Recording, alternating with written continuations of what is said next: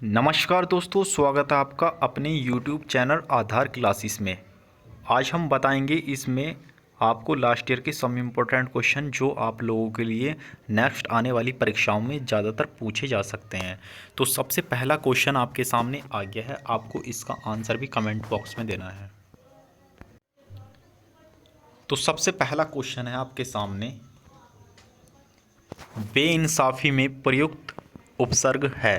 तो देखो, उपसर्ग प्रत्यय मैंने आपको बता दिया था क्या है, एक बार फिर बता देता हूँ। अगर किसी शब्द में जैसे यह शब्द है, कोई एक शब्द है, अगर उस शब्द में कोई पहले यहाँ पे अगर कोई फालतू शब्द आ रहा है तो उसे बोलते हैं उपसर्ग। ठीक, अगर उस शब्द के बाद में अगर कोई फालतू शब्द आ रहा है तो उसे बोलते हैं भाई प्रत्यय। क्या बोला जाता है? प्रत्यय।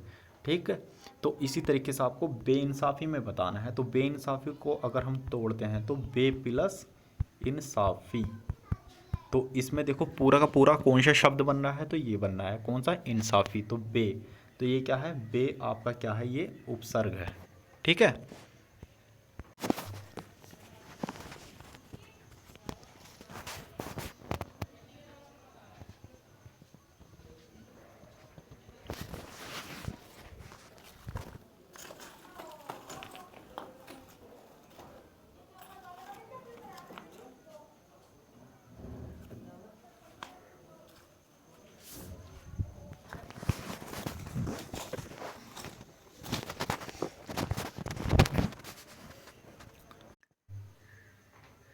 नेक्स्ट क्वेश्चन आपके सामने है। देखो, बहाव शब्द में प्रयुक्त प्रत्यय कौन सा है?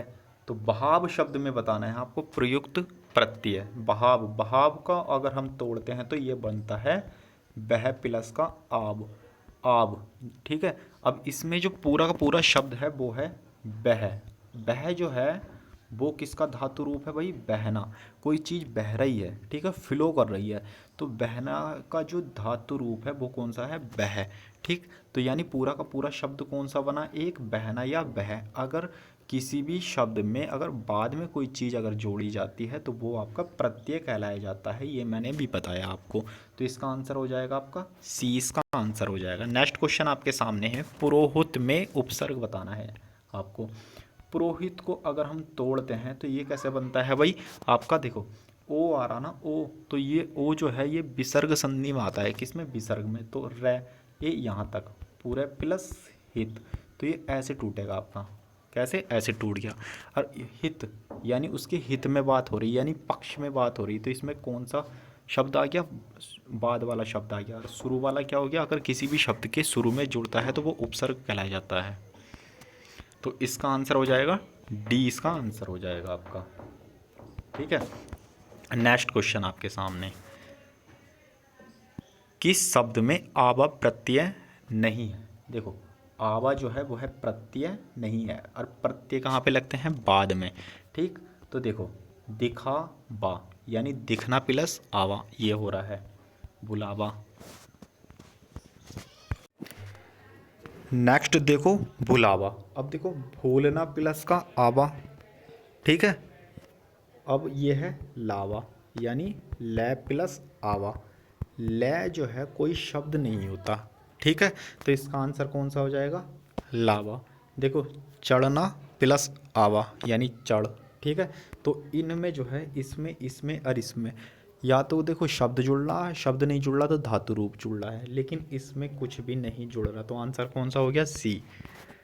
अगला क्वेश्चन है, किस शब्द में उपसर्ग का प्रयोग हुआ है? आपको बताना है उपसर्ग का प्रयोग किस में हुआ है। तो इसका आंसर हो जाएगा आपका उपकार। क्यों? क्योंकि उप प्लस का कार। देखो, शब्द कौन सा है? लास्ट वाला कार, और इससे पहले जुड़ गया तो क्या हो गया? उपसर्ग हो गया आपका। नेक्स्ट क्वेश्चन है, निम्नलिखित में से किस शब्द में प्रयोग किया हुआ है प्रत्यय? आपका बताना है। क्या बताना है? प्रत्यय। देखो, प्रत्यय बताना है आपको। अब प्रत्यय क्या होता है? प्रत्यय का मतलब जो लास्ट में शब्द जुड़ता है। देखो, इसका आंसर हो जाएगा धनिक।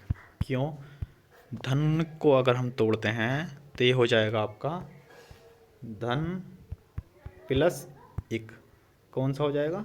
धन प्लस इक। शुरू में क्या है? पूरा का पूरा एक शब्द है या धातु रूप है, ठीक है, लेकिन लास्ट में जुड़ रहा तो ये क्या हो जाएगा, प्रत्यय। नेक्स्ट क्वेश्चन, निम्नलिखित में से किस शब्द में प्रत्यय लगा हुआ है आपका, जादूगर में। क्यों, क्योंकि अगर हम जादू प्लस का गर, जादू प्लस का गर, शुरू का आपका पता है आपका क्या है, शब्द है, अगर किसी शब्द के लास्ट में लगता है तो क्या होता है, प्रत्यय, तो आपका कौन सा हो जाएगा, जादूगर। किस शब्द में उपसर्ग का प्रयोग हुआ है आपको, देखो उपकार, उप प्लस कार, कार पूरा एक शब्द है, शब्द से पहले लगता है तो वो उपसर्ग कहलाया जाता है। नेक्स्ट क्वेश्चन, निर्भा में प्रयुक्त उपसर्ग बताना है आपको, कौन सा, निर्भा। देखो ये जो है ये आपका जो है, देखो ऊपर को रै चढ़ रहा तो ये विसर्ग संधि में जाएगा। निर्भा का अगर हम तोड़ते हैं तो नी प्लस वाह, ये संधि टूटेगी, ठीक, वाह, ठीक, ये आपका पूरा एक शब्द है तो ये कौन सा हो जाएगा, शुरू वाला आपका उपसर्ग हो जाएगा। नेक्स्ट है, किस शब्द की रचना प्रत्यय से हुई है, ठीक, तो इनमें से किसी का नहीं, ना तो प्रत्यय की उत्पत्ति यहाँ से हुई है, ना अपमान से, ना ही व्यायाम से। नेक्स्ट क्वेश्चन है, चिरायु शब्द में उपसर्ग बताना है आपको, तो देखो चिरायु, चिरायु, तो ये हो जाएगा आपका चिर प्लस आयु, ठीक है, तो इसका आंसर हो जाएगा आपका डी, ठीक है, ये बताया ना मैंने अभी, चिरायु यानी चिर प्लस आयु, आयु पूरा एक शब्द है, शुरू वाला नहीं है, तो ये उपसर्ग हो गया आपका।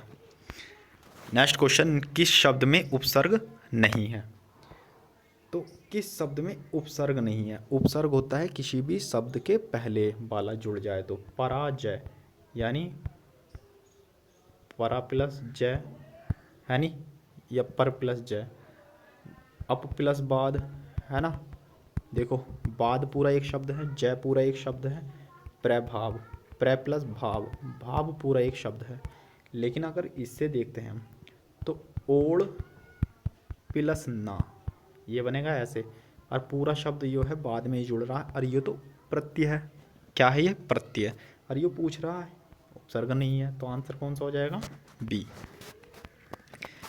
अगला क्वेश्चन, निम्नलिखित में से इनमें कौन सा शब्द जो है वो समूहवाचक प्रत्यय नहीं है, तो कौन सा, प्रेस नहीं है, क्यों, लोग, वर्ग, गण, ये सब के सब समूहवाचक में जाते हैं। अगर आपने संधि नहीं पढ़ी तो संधि की वीडियो इसके डिस्क्रिप्शन में प्रोवाइड करा दी गई है, तो वहाँ से जाके देख लीजिएगा। अगला क्वेश्चन है, पवित्र में प्रयुक्त संधि का नाम बताना है आपको, क्या बताना है, प्रयुक्त संधि का नाम पवित्र में, तो देखो पवित्र, पवित्र यानी ये क्या आ गया, पो प्लस इत्र, ठीक, और जहाँ पे भी देखो ये आता है कौन सा,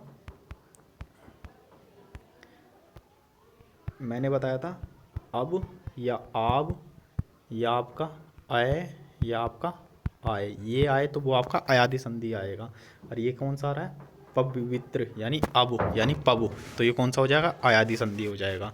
अगला क्वेश्चन है, निम्नलिखित में से तत्सम शब्द का चयन करना है, तत्सम, तत्सम से आ रहा तो से का मतलब संस्कृत, और संस्कृत क्या बनी है, संस्कृत से पहले आई है संस्कृत, तो इसलिए उद्गम हो जाएगा, ठीक है, इसका आंसर। पाठशाला किस प्रकार का शब्द है, पाठशाला, पाठ के लिए शाला, तो ये क्या है, दो शब्दों से जुड़कर बन रहा, तो ये यौगिक हो जाएगा, कौन सा, यौगिक, क्योंकि पाठ भी एक शब्द है, शाला भी एक शब्द है, ठीक है, तो दोनों का दोनों जुड़ रहा तो यौगिक। कै वर्ण किस के यौगिक से बनता है, तो इसका आंसर हो जाएगा भाई डी, क्यों, क्योंकि कै जो है वो एक आपका क्या है, वह है एक व्यंजन है, और किसी भी व्यंजन में, ठीक है, संयुक्त व्यंजन को जोड़ के जो है वह हमारा ए जुड़ता है, ठीक, तो आधा कै और पूरा ए वह आपका कै वर्ण आ जाएगा, जैसे च, च को क्या हो जाएगा, आधा च प्लस का ए, ठीक है, जैसे टे, ये क्या हो जाएगा, आधा टे प्लस का ए, ठीक, इसी तरीके से व्यंजन का फॉर्मूला होता है। ऊष्म संयुक्त में आपको प्रकार बताने हैं, इनके प्रकार देखो, तो ये क्या है आपके व्यंजन, क्यों, क्योंकि ऊष्म और संयुक्त किसके प्रकार हैं, वह व्यंजन के हैं, क्यों, क्योंकि ऊष्म संघर्षी व्यंजन कौन कौन से होते हैं, ठीक। और संयुक्त व्यंजन कौन कौन से होते हैं मैं आपको बता दूं। ऊष्म संघर्षी व्यंजन यानी स, श, स, है, ये होते हैं। ठीक है। और आपका जो है जो संयुक्त व्यंजन होते हैं वो आपका ये और ग और आपका ये और एक और होता है त्र, ये त्र है भाई, ये वाला। तो ये चार जो आपके संयुक्त व्यंजन, चार आपके ऊष्म व्यंजन होते हैं। ठीक। अगला क्वेश्चन, स्पर्श व्यंजन कितने प्रकार के होते हैं? तो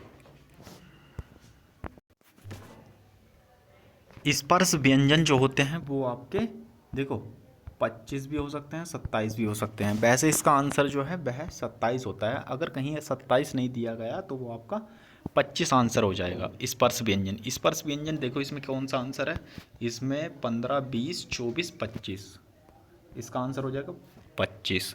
अब देखो किस तरीके से, क्यों, क्योंकि देखो क, च, ट, त, प, यानी क, ख, ग, घ, अण। ठीक। ऐसी च, छ, झ, ज, अन।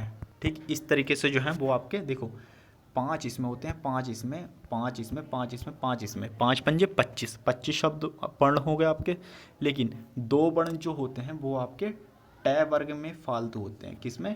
ट वर्ग में। कैसे? क्योंकि इसमें जो है ये वाले वर्ण आते हैं, कौन से? ये वाले। ठीक। लेकिन इसके 2 फालतू कौन से होते हैं? इसका एक अलग रूप होता है ये वाला और इसका अलग रूप होता है ये वाला।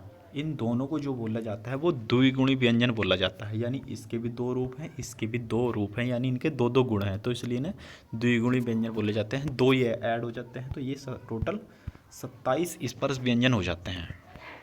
अगला क्वेश्चन है स कौन सा व्यंजन है? अभी बताया श जो है वह ऊष्म संघर्षी है। ऊष्म संघर्षी व्यंजन उसे बोलते हैं जिसमें ज़्यादा जोर लगाना पड़ता है। तो आज के लिए इतना ही, मिलते हैं नेक्स्ट वीडियो में। तब तक के लिए नमस्कार दोस्तों। अगर वीडियो पसंद आई तो प्लीज़ वीडियो को ज़्यादा से ज़्यादा लाइक करना और शेयर करना बिल्कुल भी ना भूलें। और दूसरी वीडियो देखनी है तो इस वीडियो को डिस्क्रिप्शन में जाकर आपको नई नई वीडियो मिल जाएंगी, टॉपिक वाइज वीडियो मिल जाएंगी और लास्ट ईयर के क्वेश्चन पेपर भी आपको प्रोवाइड करा दिए जाए हैं, उनको भी आप जाके देख लीजिएगा। धन्यवाद दोस्तों।